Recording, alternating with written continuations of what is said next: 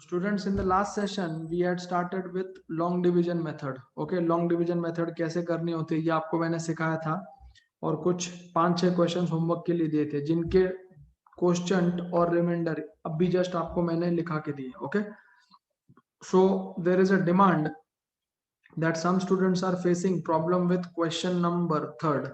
Okay, so I'll solve question number third for you all. ठीक है, ये आपके लिए एक एक्स्ट्रा पार्ट है. थर्ड क्वेश्चन समझ लो. सो थर्ड क्वेश्चन का जो डिवाइजर और डिविडेंड है वो लिख लेता हूं. X square plus 40x minus 13 और ये है x माइनस 7. ठीक है, तो अब मैं सॉल्व करता हूं ये, क्योंकि इसका रिमाइंडर कुछ बड़ा आ रहा था इसलिए I'll do it. तो रफ वर्क में मैंने आपको क्या सिखाया था, स्टेप वाइज करना है इसको. स्टेप नंबर 1, ये वाली टर्म डिवीजन के काम में आती है और बाद में जितने टर्म्स होते हैं डिवाइजर में वो मल्टीप्लिकेशन के काम आते हैं. तो ये हो जाएगा x square upon x which will give me x. I right x over here. ये हो जाएगा x square. Okay, minus 7 into x कितना आएगा, minus 7x.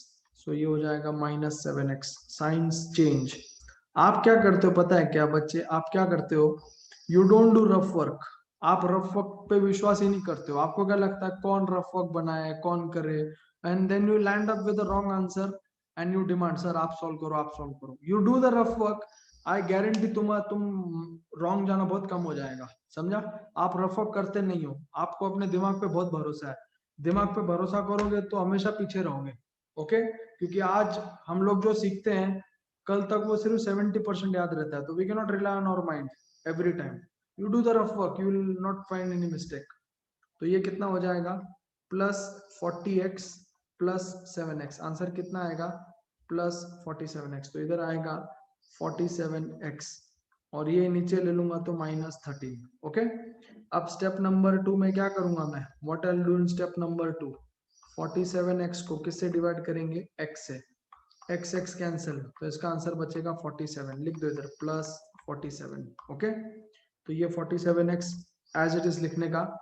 What is 7 into 47, minus 7 multiply by 47 कितना होता है, 7 7 जा 49, 7 4 जा 28 एंड 4 32, माइनस 329. तो यहाँ पे आएगा माइनस 329. आया माइनस 329. अब क्या करना है, साइंस तो बदलना है. प्लस का हो जाएगा माइनस, ये माइनस का प्लस, चेंज. तो ये कैंसिल हो जाएगा. तो कितना आएगा, माइनस 13 प्लस 329. तो आंसर कितना आ जाएगा, 316. So this is the answer 316. तो क्वेश्चन आएगा x प्लस 47 एंड रिमाइंडर आएगा 316. देखो आपके सामने मैंने सॉल्व करके दिखा दिया. ओके, ये रफ वर्क आपको इनिशियल स्टेज पे काफी इंपॉर्टेंट साबित होगा. जो लोग ये रफ वर्क सिस्टमैटिक करेंगे उनको उतने ही कम प्रॉब्लम फेस करने को मिलेंगे. समझ में आया क्या? इसके पीछे और कोई लॉजिक नहीं है. अगर आपको लॉन्ग डिवीजन में मास्टर होना है, repeat this same questions again and again. जो कल क्वेश्चन कराए थे वो तो मैंने सारे खुद कराए थे स्टेप बाय स्टेप तरीके से. You repeat those questions, you will come to know where you are going wrong. समझ में आया? तो you write down the question and reminders. ये क्वेश्चन और रिमाइंडर लिखने के बाद try this question again, try these questions again. ठीक है, आप अपने एंड पे फिर से एक बार इनको ट्राई जरूर करना. ठीक है, अभी मैं आपको देखो, जब मैंने ये क्वेश्चन सॉल्व किया काफी बच्चों को अपने मिस्टेक्स रियलाइज होंगे, अरे यहाँ पे मैंने मिस्टेक कर दिया. समझा? This is what I want you should realise your own mistake, कहाँ पे आप रॉन्ग है. Okay, don't depend on me कि मैं आपको मिस्टेक बताऊंगा. मैंने मिस्टेक बताया मतलब आपका स्कोप खत्म हो गया उस चीज को क्लियर करने का. Okay, so copy down this question and give up the heading factorisation of cubic expression. Factorisation of cubic expression. तो इस फैक्टराइजेशन में दो चीजों का मिलन होता है. ठीक है, two things are required in this. इसमें आपको क्वाड्रेटिक भी आएगा प्लस लॉन्ग डिवीजन भी करना पड़ेगा, ठीक है। तो ये क्वेश्चन आपको एग्जाम में कंपलसरी आता है, कंपलसरी, मेरे से लिखा के दो, 100% एग्जाम में ये क्वेश्चन तुमको आएगा, मतलब आएगा। Okay, this is a compulsory question in examination, जहाँ पे पहला स्टेप होता है लॉन्ग डिवीजन और सेकंड स्टेप में अपने को सॉल्व करना पड़ता है क्वाड्रेटिक इक्वेशन, ठीक है। वो कैसे करना है अभी मैं आपको सिखाऊंगा। First you note down the upper one. Everyone set back, keep your pens down and observe this question carefully, ठीक है। ध्यान से इस क्वेश्चन को देखने की कोशिश करो कैसे करना है। आप सबसे पहले यहाँ पे को आता है इस तरह से, सिर्फ इतना आपको क्वेश्चन आएगा, factorise, okay, factorise X cube minus 2x² minus X plus 2। क्या क्वेश्चन आएगा आपको? What question is asked? X cube minus 2x² minus X plus 2। Okay, कैसे पता चला ये क्यूबिक इक्वेशन है? If you can see the highest power is how much 3, तो वहां पे तुमको ऐसा एग्जाम में लिख के नहीं आएगा फैक्टराइज द क्यूबिक इक्वेशन, ये तुमको क्वेश्चन देख के पता करना है कि ये क्यूबिक वाला है, ठीक है। अब इसको जब मैं सॉल्व करूंगा तो सबसे पहली चीज मैं क्या करता हूँ ना, देखो मैंने आपको यहाँ पे बताया कि यहाँ पे दो चीजें करनी है अपने को, एक तो क्वाड्रेटिक इक्वेशन सॉल्व करना है और एक लॉन्ग डिवीजन करना है। तो जो दिया हुआ क्वेश्चन है, दो जो दिया हुआ क्वेश्चन है, ये आपका जो दिया हुआ क्वेश्चन है ना, ये डिविडेंड का काम करता है। लॉन्ग डिवीजन जब हम करेंगे ना, ये किसका काम करेगा? डिविडेंड का काम करेगा, बरोबर है। चलो मान लो ये तो पता चल गया कि ये डिविडेंड का काम करेगा। अब आपके दिमाग में एक चीज घूमती रहेगी कि अगर ये डिविडेंड का काम करेगा तो डिवाइजर कौन होगा? यस, अगर हमारा दिया हुआ क्वेश्चन डिविडेंड का काम करेगा तो डिवाइजर कहाँ से लाएंगे? हवा में से लाएंगे क्या? या भगवान आके हमको देके जाने वाला है, ये ले बेटा ये डिवाइजर है, लॉन्ग डिवीजन कर, आंसर निकाल। ओके, तो डिवाइजर हमको ढूंढना पड़ेगा, ठीक है। We have to find the divisor, dividend is given, we have to find the divisor. How to find the divisor? देखो उसके लिए जैसे बोलते हैं ना, भगवान हर जगह नहीं हो सकता, इसलिए वो अपने को माँ बाप देता है, बरोबर है ना। वैसे ही मैथमेटिक्स में क्यूबिक इक्वेशन में अगर डिविडेंड दिया हो, डिवाइजर ना दिया हो, तो भगवान है ना अपने को कांस्टेंट टर्म देता है। क्या देता है? कांस्टेंट टर्म, जिसमें एक्स है ही नहीं। तो ये कांस्टेंट टर्म है, ये तुमको डिवाइजर फाइंड करने में मदद करेगा, ठीक है। This last term, constant term, can help you to find out divisor. Okay, तो कैसे पता लगेगा divisor? Okay, how to find the divisor? अब सिर्फ इस टू को ऑब्जर्व करो, ओके, इस टू को ऑब्जर्व करो और मुझे बताओ कौन से नंबर्स के टेबल में टू आता है? In which tables does two comes? Two किसके किसके टेबल में आता है बताओ मेरे को। या factors of two are, two किसके किसके टेबल में आता है? टू 1 के टेबल में आता है, -1 के टेबल में आता है, 2 के टेबल में आता है, -2 के टेबल में आता है, ठीक है। टू किसके किसके टेबल में आता है? 1 एंड 2, -1 और -2 के टेबल में भी आता है, ठीक है। जैसे -1 इंटू -1 इंटू -2 किया तो आंसर कितना मिलता है अपने को?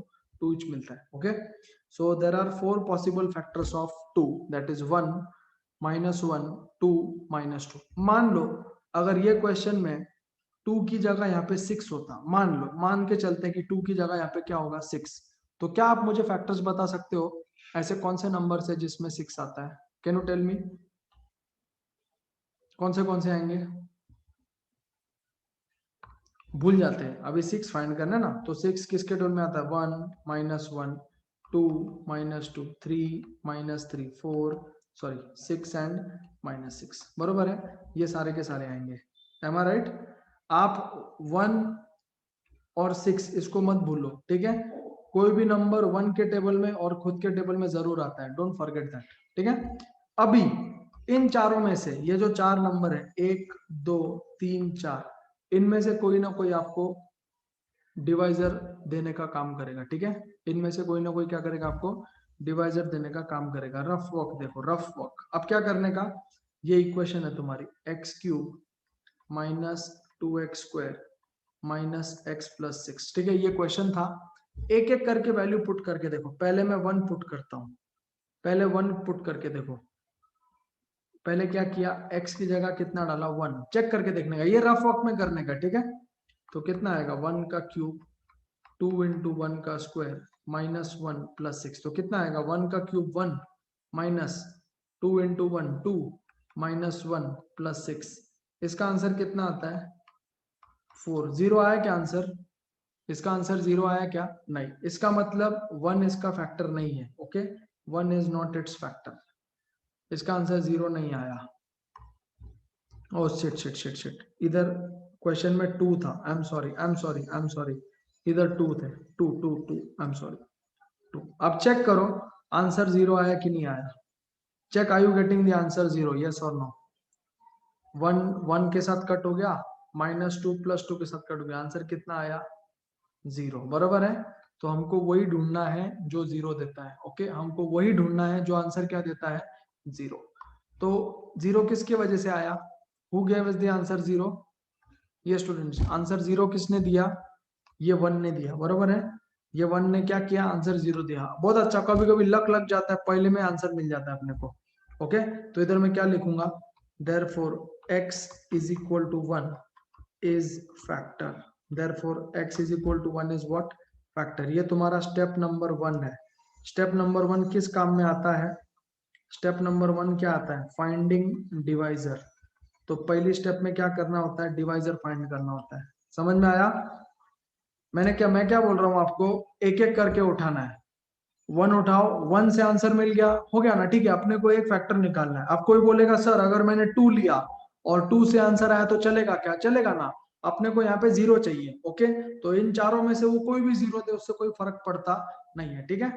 तो कुछ बच्चों के दिमाग में डाउट था कि सर आपने 1 इंच क्यों लिया, मैं 1 लिया, मैंने ट्राई किया, 1 से 0 आता है क्या, अगर 1 से नहीं आता तो मैं -1 लेता, उससे भी नहीं आता तो 2 लेता, उससे भी नहीं आता तो -2 लेता। समझ में आया क्या, ये रफ वर्क है। यस, ट्रायल एंड एरर बोल सकते, तुक्का, कौन आंसर अपने को देता है, और इन चारों में से कोई ना कोई आंसर आपको जरूर मिल देगा ही देगा। ओके, एक फैक्टर मिल गया, एक फैक्टर मिला कि नहीं, कौन सा मिला, x इज इक्वल टू 1, ये आपका फैक्टर मिला। तो क्या करने का, ये 1 को इधर शिफ्ट करने का, therefore x minus 1 is equal to 0 is divisor। Okay, तो आपको क्या मिल गया, डिवाइजर मिल गया, जिसकी अपने को जरूरत थी वो मिल गया। अब यहाँ पे कोई अपने को सिर्फ एक ही फैक्टर ढूंढना है, अपने को पहला फैक्टर यहाँ से ढूंढना है। समझ में आया क्या, इन चारों में से जो आंसर मिलेगा वो एक फैक्टर बन गया। We are just interested in finding the first factor, बाकी के 2 क्वाड्रेटिक इक्वेशन से निकाल लेंगे अपन मिडल टर्म स्प्लिटिंग से, ठीक है। तो ये 1 से आंसर मिल गया। अब स्टेप नंबर 2 करूंगा मैं, we got the divisor, we got the dividend. समझ में आया कि डिवाइजर क्या आया, x इज इक्वल टू 1 था ना, तो मैंने क्या किया, 1 को लेफ्ट हैंड साइड पे ले लिया, तो x minus 1 is equal to 0, ये क्या बन गया तुम्हारा divisor. Everyone clear till here, dividend तो अपने को ऑलरेडी पता था, वी न्यू द डिविडेंड, क्या था dividend, x cube minus 2x square minus x plus 2, बरोबर है। अभी अपने को डिवाइजर मिला, डिवाइजर क्या है तुम्हारा x माइनस 1। ध्यान से देखो everyone, I you all clear till this particular part, यहां तक क्लियर है क्या तुमको, यहां तक क्लियर है क्या, अगर हाँ तो ही मैं आगे बढ़ूंगा, नहीं तो नहीं बढ़ूंगा। मैंने क्या किया, डिवाइजर निकाला, डिवाइजर निकालने के लिए वो लास्ट टर्म बहुत ज्यादा काम की साबित होती है। ओके, अब लॉन्ग डिवीजन तो सबको करने आता है, everyone knows how to do the long division, clear. तो टप्पे टप्पे से अपन लॉन्ग डिवीजन कर लेते हैं, ठीक है। कॉन्सेंट्रेट हियर, लिखने का काम बाद में रखो। स्टेप 2 में क्या करेंगे अपन, what is step number 2 dedicated for, ये आंसर 3 स्टेप में आता है, लॉन्ग डिवीजन, ये अपनी क्या होती है, स्टेप नंबर 2 होती है, ठीक है। तो अब क्या करूंगा मैं, पहले स्टेप में क्या करते हैं, एक्स क्यूब को किससे डिवाइड करेंगे, एक्स से, तो कितना बचेगा, यहाँ पे क्या बचेगा, एक्स स्क्वायर, समझा। एक्स क्यूब को एक्स से डिवाइड किया तो क्या बचेगा, एक्स क्या बचेगा स्क्वायर, तो इधर क्या आएगा तुम्हारा एक्स स्क्वायर, बरोबर। यहाँ पे लिखेंगे हम लोग एक्स क्यूब। अब देखो -1 इंटू एक्स स्क्वायर कितना आएगा -1x²। तो इधर लिखूंगा -1x², समझा? -1 कितना आएगा -1x²। अब अपनी नेक्स्ट स्टेप क्या होती है, साइन में change, we have to change the sign. तो ये x³ कैंसिल हो जाएगा, -2x² -2x² plus 1x²। What is -2x² plus 1x²? कितना आता है आंसर इसका? इसका आंसर कितना आएगा -1x²। तो इधर आएगा -1x²। तो रफ वर्क करो, देखो मैं रफ वर्क कर रहा हूं, आप भी करो तो मिस्टेक्स नहीं होंगे, ठीक है? Take this -x down, okay. अब क्या करेंगे, दूसरी step, what is the next step, -1x² divided by x, ठीक है? -1x² को किससे डिवाइड करेंगे, x से, क्लियर? सो एक एक x कैंसिल हो जाएगा, आंसर कितना बचेगा -1x, यहाँ पे आएगा -1x। So this is -1x²। अब मल्टीप्लाई किसको करेंगे, देखो -1 multiply by -1x, minus minus कितना हो जाएगा प्लस, 1 इंटू 1 1, तो ये हो जाएगा +1x। यहाँ पे कितना आएगा 1x, इधर आप चाहे तो 1 लिख सकते हो, ठीक है? फिर से क्या करेंगे हम लोग, चेंज ऑफ साइन, माइनस का प्लस और ये प्लस का माइनस, ये कैंसिल आउट हो जाएगा, -1x -1x, what is answer -2x। So this comes out to be -2x। और ये वाला अभी 2 नीचे ले लेंगे, +2, ओके। अब हम लोग आएंगे थर्ड स्टेप पे, तीसरा स्टेप। तीसरा स्टेप क्या है तुम्हारा, -2x डिवाइडेड बाय x।